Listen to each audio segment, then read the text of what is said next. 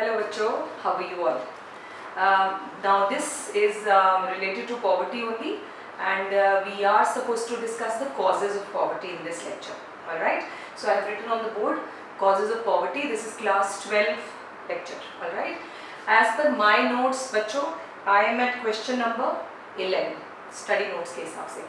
अब I don't think so I need to tell you that what kind of what are the reasons, various reasons of poverty. I think अगर मैं आपसे भी पूछूं एक एक करके तो आप ही मुझे सारे की reasons बता सकते हो. हमारे देश में poverty इतनी ज़्यादा क्यों है, इसके आपके हिसाब से कौन कौन से possible reasons हैं? So आप सबसे पहले कहेंगे मैम unemployment है. Yes.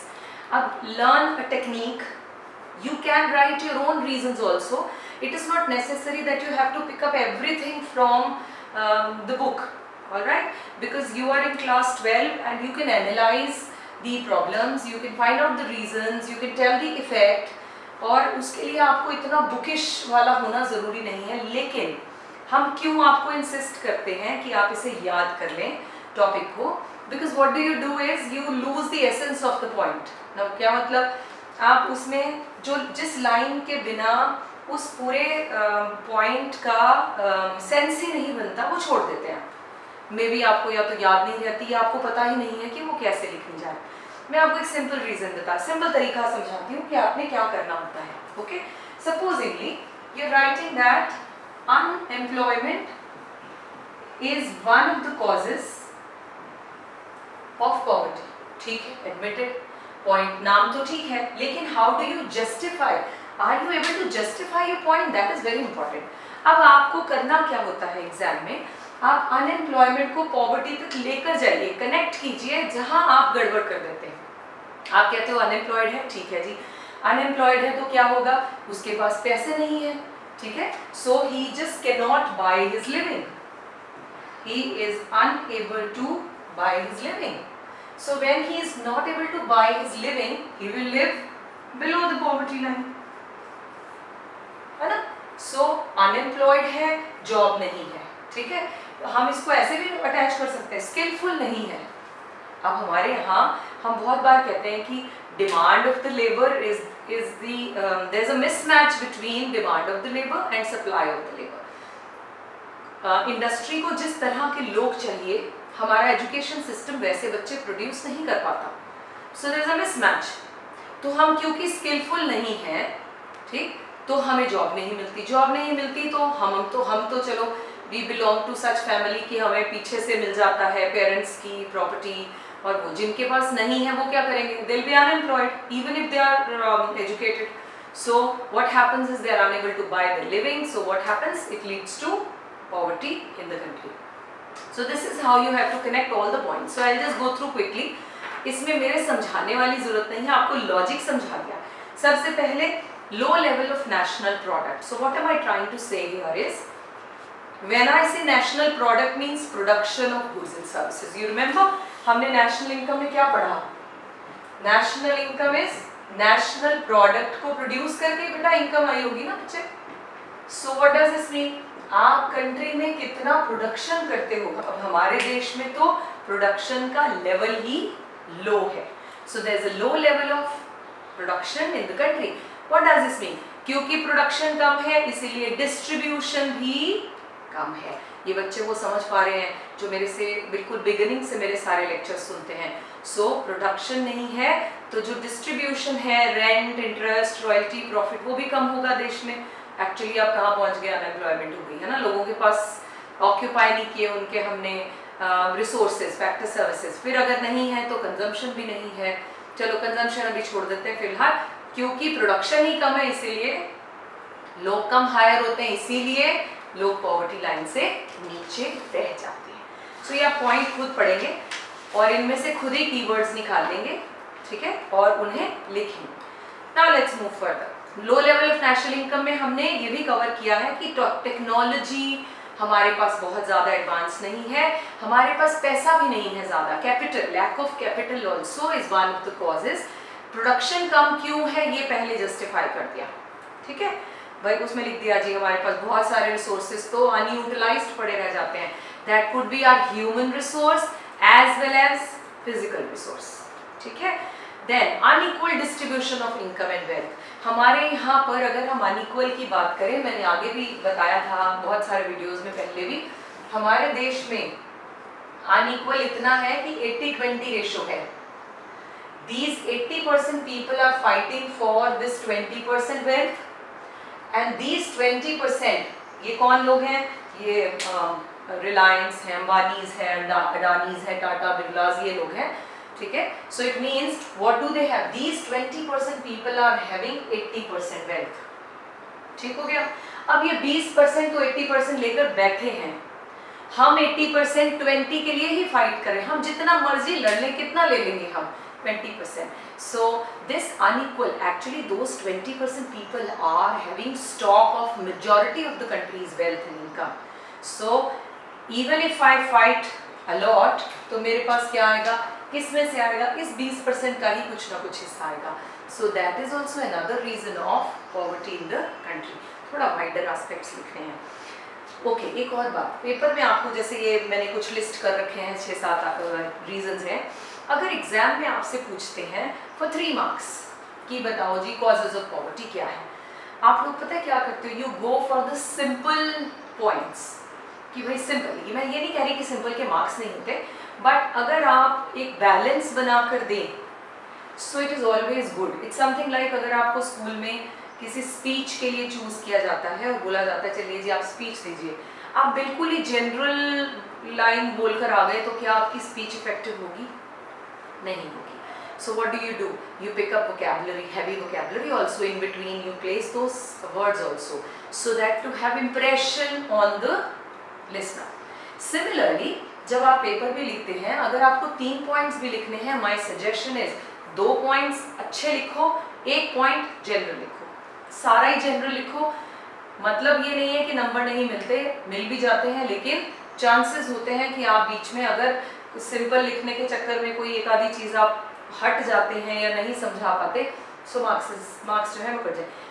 अब मैं बोलती हूँ अच्छे और हैवी पॉइंट्स लिखो का मतलब ये नहीं कि वो आते नहीं है और लिखने की कोशिश करो, बिल्कुल नहीं। So don't do experiments in the paper, right. चलिए आगे। फास्ट पॉपुलेशन ग्रोथ, कौन नहीं जानता हमारे देश में पॉपुलेशन इतनी ज़्यादा स्पीड से बढ़ रही है, मुझे तो लगता है कभी कभी हम चाइना को भी बीट कर देंगे, because we are the second largest populated country after China. And what happens is, क्योंकि हमारे यहाँ पॉपुलेशन इतनी ज़्यादा है, रिसोर्सेज लिमिटेड है, रिसोर्सेज तो उतना ही है ना। अब जब रिसोर्स डिवाइड करने की बारी आती है तो सबके हिस्से में बहुत थोड़े थोड़े रिसोर्सेज आते हैं। So that is why we live an average life, और maybe many families live below the average life. Alright, चलिए आगे। इलिटरेसी, कैसे कनेक्ट करोगे लिटरेसी को? पढ़ा लिखा नहीं है भैया, तो क्या करें, कैसे करें? Illiteracy, he is an illiterate person, he has no skills, he has no education, the person has no education, so the chances of getting job is very less. When he will not get job, he will be unemployed. When he is unemployed, will not be able to earn income for himself or for his family, and they will live below the poverty line. Chances are very high. ये लिखेंगे, ये लिखा है, so आप इसमें पढ़ लेंगे। Specially इसमें ऐसी बात जरूर लिखें, हम किन की बात करें, हम फार्मर्स की बात कर रहे हैं। उनके पास बहुत अच्छे अच्छे लेटेस्ट, अब तो फार्मिंग में, एग्रीकल्चर में इतना रिसर्च हो रहा है। After mister Modi has join, so what happened is he's insisting more on research work in agriculture, किसान कार्ड बनाना और बड़ी सारी बहुत सारी चीज़। लेकिन क्योंकि हमारा किसान पढ़ा लिखा नहीं है, वो लेटेस्ट टेक्नोलॉजीज को अडॉप्ट ही नहीं कर पाता, उसे सीखने के लिए भी तो एक लेवल चाहिए ना, तो वो नहीं कर पाता। हम जितनी भी रिसर्च कर लें, that will be useless if the person who is going to adopt is illiterate. सो आप इस तरह से इसे कनेक्ट करेंगे। तो ऐसे जो भी चीज़ें आप लिखने वाले हैं उन्हें हाईलाइट कर लें अपने पॉइंट्स को। दूसरा इसमें क्या लिखा है, अर्बन एरियाज में कौन से अनस्किल्ड वर्कर्स होते हैं जो लो सैलरीज पे काम करते हैं, जो कहाँ से आ जाते हैं, कभी कभी रूरल एरिया से ओवरफ्लो हो जाते हैं, okay, and they live miserable life in slum areas, their income falls and general। एक बात अच्छी लिखी, हैवी लिखी, दूसरी में जनरल टॉक कर दी। Then comes inflationary spiral। Inflation क्या होता है, हम पढ़ चुके हैं, महंगाई। rise in price, consistent rise in price is called inflation. Spiral का मतलब क्या होता है? आपने स्पाइरल बाइंड कराते हो ना आप अपने नोट्स को, तो वो क्या है? इट्स अ चेन, रिंग, है ना, घूम रहा है। तो हमारे देश में प्राइसेस जो है वो डे बाय डे इंक्रीज होते जा रहे हैं and it is we are in a spiral. Okay, अब जब भी कभी प्राइसेस गुड्स के ज्यादा होंगे तो वो अफोर्डेबिलिटी से बाहर चले जाएंगे। ठीक है, देखिए कैसे। Now supposingly I was able to afford a product at ₹100। हम पेट्रोल का ले लेते हैं एग्जाम्पल, बहुत अच्छा। पहले जब पेट्रोल के prices were ₹50, many units were able to afford. Now with the rise in prices of petrol, consistent rise in price of petrol has reached to maybe 70 or 75, क्योंकि it differs from state to state, तो हम इसको एक general figure लेते हैं। अब देखिए बढ़ गया ₹25 का ये जो जंप है, ये बहुत सारे प्रोड्यूसर्स नहीं भी झेल पाएंगे, they will go in losses, यही तो प्रॉफिट होते हैं। तो what happens? Inflationary spiral, then many people will not be able to buy the product because of that, या तो वो प्रोडक्शन हाउसेस बंद कर देंगे या काम कम हो जाएगा, अर्निंग्स कम हो जाएंगी। इस तरह से आप इसे कनेक्ट करेंगे। हमने यहाँ क्या लिखा है? ओवरऑल ग्रोथ लेवल जो कंट्री का है वो बहुत ज़्यादा नहीं, प्रोडक्शन ज़्यादा नहीं है, बंदे बढ़ते जा रहे हैं, पॉपुलेशन इतनी ज़्यादा है, और देन दे बिकम वल्नरेबल, फिर इन्फ्लेशनरी स्पाइरल ऊपर से आ गया। देन क्या होता है? इन्फ्लेशन जरूर बताना है। Simply rise in price is not inflation. Suddenly हमें अनियन पहले 40 रुपए मिलते थे एक, अब सडनली 100 रुपए मिलने लगे, क्या ये इन्फ्लेशन है? नहीं, ये तो may be because of supply पीछे से नहीं है, क्रॉप डैमेज हो गई है, it's just for some time, okay, it's a phase. लेकिन कंसिस्टेंटली प्राइसेस का बढ़ना, ईयर आफ्टर ईयर बढ़ना is called inflation. So remember this also. So persistent rises, inflation क्या करेगा? Poverty बढ़ा देगा। क्यों? Because हमारी real income, purchasing power कम हो जाएगी, हम सामान पहले से कम खरीद पाएंगे। Those who are marginally above the poverty line, जो लोग बिल्कुल यहाँ नेक पर हैं, हमने लिखा था if they are spending ₹48 on food, so they will not be called poor. But by chance food के प्राइसेस बढ़ गए तो अब तो ये अफोर्डेबिलिटी क्या होगी? अब तो 48 में उतना खाना नहीं आएगा, तो ये जो बिल्कुल नेक बॉर्डर लाइन पे थे ये भी कहाँ आ जाएंगे? पॉवर्टी लाइन में नीचे आ जाएंगे। I am sure you are getting the point. Okay, so let's move to the next page. It's point number 6, unemployment and under employment. What is the difference between these two terms? Okay, just think about it. Unemployment, ये जो मैंने अभी लिखा था, and under employment, ये paper में आपको as a difference भी पूछा जा सकता है। Okay, this I will clear from that side. देखें, unemployment and on the other side I say underemployment. बेटा this we know, all those people who are able-bodied and willing to work at some prevailing wage rate but they don't have job, they do not get job, they don't get job, इनके पास तो नौकरी ही नहीं है। यहाँ employment word है लेकिन under है, ऐसे याद रखेंगे तो याद रहेगा, otherwise you may get confuse. Job तो है लेकिन अंडर बोले तो, अंडर मीन्स कैपेसिटी से कम है। से फॉर एग्जाम्पल एक PhD teacher is teaching nursery class, क्या ये ठीक है? PhD, I have seen many masters, people who've done their MBA degrees and masters किया हुआ है, and they are driving the cabs और they are delivering the pizzas। क्यों? Because इतना competition है हमारे देश में कि सबको jobs नहीं मिल सकती, है ना? So what do they do? वो अपनी कैपेसिटी, अपनी डिग्री, अपने पोटेंशियल से कम, ऐसा भी कह सकते हो, एक एजुकेशन वाइज। दूसरा, मैं 8 घंटे 8 आवर्स तो हम सब काम कर सकते हैं, 8 आवर्स की जॉब होती है स्टैंडर्ड, लेकिन मुझे पार्ट टाइम जॉब मिली, फुल टाइम जॉब ही नहीं मिली, and I have no choice, क्योंकि मेरे को जॉब ही नहीं थी। उससे अच्छा तो है पार्ट टाइम मिल जाए ना। Part time I am working only for 3 hours, am I utilising my potential up to the fullest? No. What does this mean? I am unemployed? No, job तो है, पैसा भी मिल रहा है चाहे 3 घंटे का, लेकिन आई एम अंडर एम्प्लॉयड। अब इन दोनों ही केसेस में पॉवर्टी तो बढ़ती है। क्यों? वन, जॉब ही नहीं है भाई, इसमें तो बढ़ेगी, क्योंकि अब अपनी लिविंग को कैसे अफोर्ड करेंगे, सो अनएम्प्लॉयमेंट लीड्स टू पॉवर्टी। दूसरा, अंडर एम्प्लॉयमेंट, मुझे 8 आवर्स की, आजकल तो 8 आवर्स की जॉब से भी जो इनकम होता है उससे भी लोगों का गुजारा नहीं होता, क्योंकि इतना ज़्यादा स्टैंडर्ड ऑफ लिविंग इतना एक्सपेंसिव हो गया है, cost of living. But I am only going for 3 hours, so ये भी उतना ही, it's as bad as unemployment. ऊपर से इसमें तो पता है जॉब नहीं मिली, इसमें देखो फ्रस्ट्रेशन लेवल भी है, यार इतना पढ़ लिख के what am I doing, so that also, चलो वो साइकोलॉजिकल एस्पेक्ट हो गया, लेकिन यहाँ पर दिस लीड्स टू पॉवर्टी। सो यहाँ हमने इसी बात को पहले दोनों को डिफाइन किया, आप उसको अंडरलाइन कर लेंगे, मार्क करेंगे, and then you will learn. कुछ डेटा भी शेयर किया है, you need not to remember that, you need not to learn that, alright.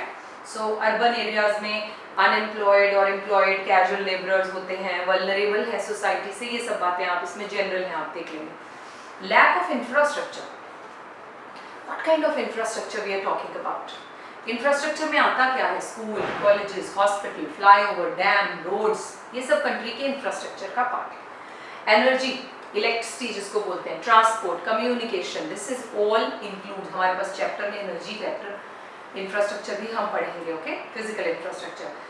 और इकोनॉमिक इंफ्रास्ट्रक्चर, इन सबको कहते हैं हम electricity, transportation, communication. Why do we say economic infrastructure? Through this we earn money. Now supposingly if there is no light, will I be able to teach you? Of course not. My production hampers. ये तो हुआ teaching में। Production houses में आ जाइए, factories की बात करते हैं। If there is no light, so what will happen? क्या प्रोडक्शन होगा फैक्ट्री में? ऑफ कोर्स नहीं होगा। So what does this mean? Income earn करने, इकोनॉमिक का मतलब पैसा, इनकम अर्न करने के लिए हमें ये सब चाहिए, ट्रांसपोर्टेशन भी चाहिए, कम्युनिकेशन के सोर्सेज भी प्रॉपर्ली चाहिए, so they lead to, they are helpful to generate income, right. So ये सब इट सर्व्स द प्रिंसिपल। अच्छा, फिर हमें सोशल इंफ्रास्ट्रक्चर भी होता है बेटा, वो क्या होता है?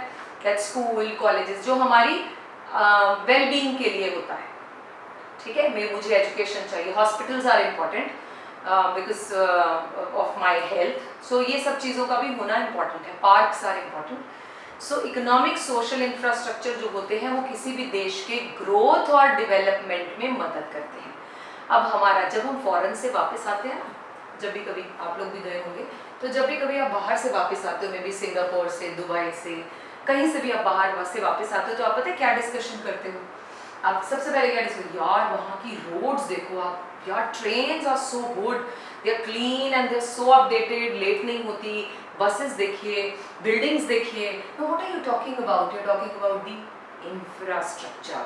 आप उनके और वहाँ लाइट ही नहीं जाती, हमारे यहाँ आती नहीं, सो हम क्या कहते हैं, तो हमारे उनके यहाँ इलेक्ट्रिसिटी 24/7/365 होती है, सो हमारे यहाँ तो नहीं होती, क्योंकि हमारे यहाँ कंजम्पशन बहुत ज़्यादा है पॉपुलेशन के हिसाब से। So what does this mean? So whenever we come back from other countries we compare the infrastructure. क्या वो बहुत इंपॉर्टेंट है? Yes, it is important. क्यों? किस लिए? ग्रोथ और डेवलपमेंट के लिए। चाइना बहुत जल्दी समझ गया था कि इंफ्रास्ट्रक्चर बहुत इंपॉर्टेंट है, उसने बीजिंग को न्यूयॉर्क से भी बेटर बना दिया, तभी तो वहाँ इतनी सारी companies specially foreign direct investment के लिए वो चूज किसको करती रही हैं अभी तक? चाइना को। Now they are shifting towards India because India is working more on infrastructure development, क्योंकि करंट गवर्नमेंट का, बीजेपी गवर्नमेंट का गोल है इंफ्रास्ट्रक्चर को बढ़ाना। आप रोड्स ले लीजिए, आप फ्लाईओवर्स ले लीजिए, आप बुलेट ट्रेन ले लीजिए, may be there are many opposition parties which says ये वेस्टेज ऑफ मनी है, ये है, वो है, लेकिन नो, इट्स नॉट। अगर आपको देश को आगे बढ़ाना है, ग्रोथ डेवलपमेंट के बारे में सोचना है, फॉरेन इन्वेस्टर यहाँ क्यों आएगा अगर यहाँ कच्ची रोड होगी? Why would they come here to invest? No, that's not their interest. अगर यहाँ दिखता होगा कि पोटेंशियल है कंट्री का, only then they will come here. Did you get that? Okay. Outdated social institutions, हमारे यहाँ का जो वो पुराना कास्ट सिस्टम और वो जॉइंट फैमिली सिस्टम, ये सब हम कहते हैं ट्रेडिशनल सिस्टम्स जितने हैं, वो बहुत बार हमें हमारी जो हम चाहते हैं वो नहीं कर पाते because of these traditional systems, right. Maybe joint family system में they don't allow girls to move out, क्योंकि सब बड़े मिलकर कहते हैं नहीं नहीं नहीं भेजना चाहिए, बाहर जाकर पढ़ेंगे कैसे, जॉब कैसे करेंगे। अब देखिए उस बच्चे की ग्रोथ रुक गई, अगर उसको कहीं बाहर जॉब के लिए जाना है, so we are stopping them because our traditional system says no you are not allowed to. So what does this mean?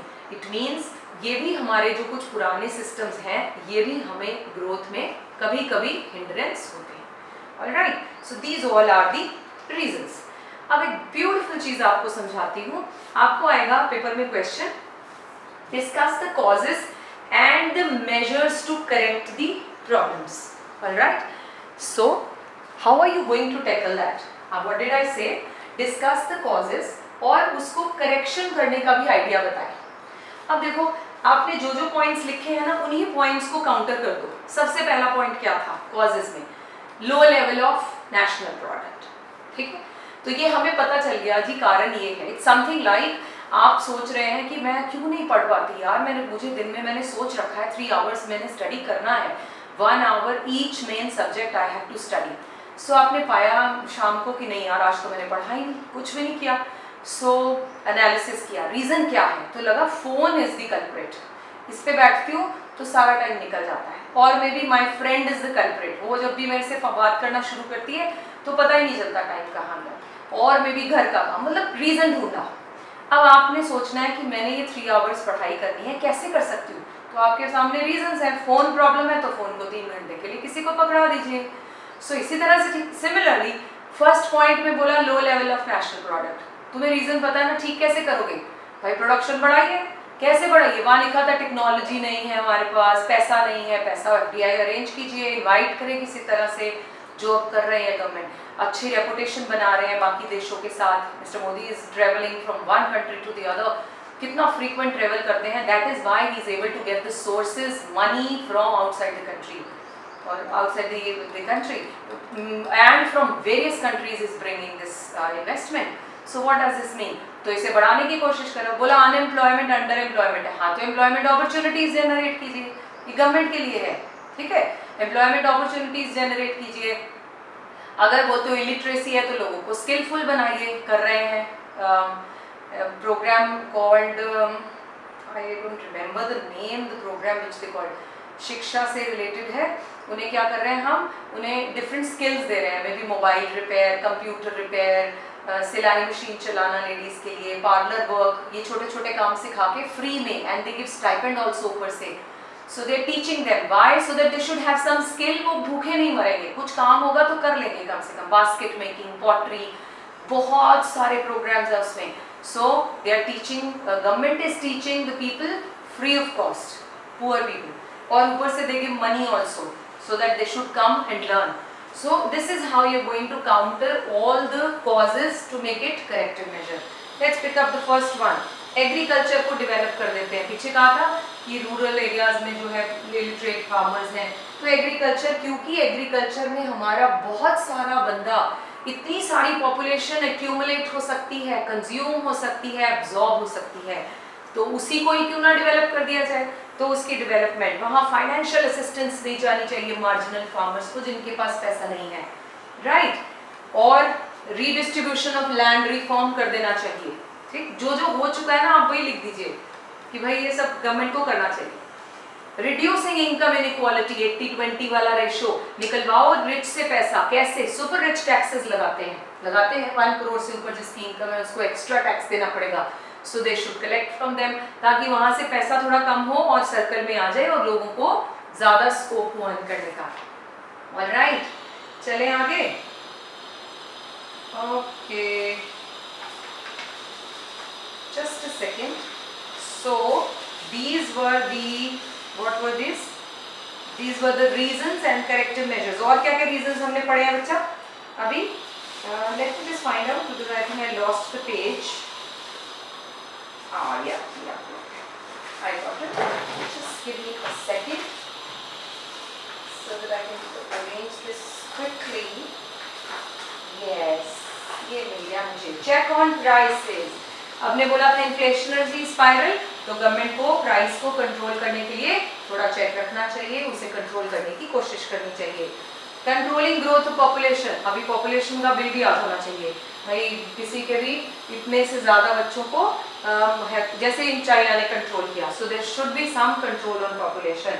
क्यों? तभी only resources will be divided nicely. Development of infrastructure, जो जो पीछे बोला था उसका बिल्कुल उल्टा करके उसे ठीक करना है, right? So this was all about causes and corrective measures. Rest we will record in the next video. Bye bye. Take care.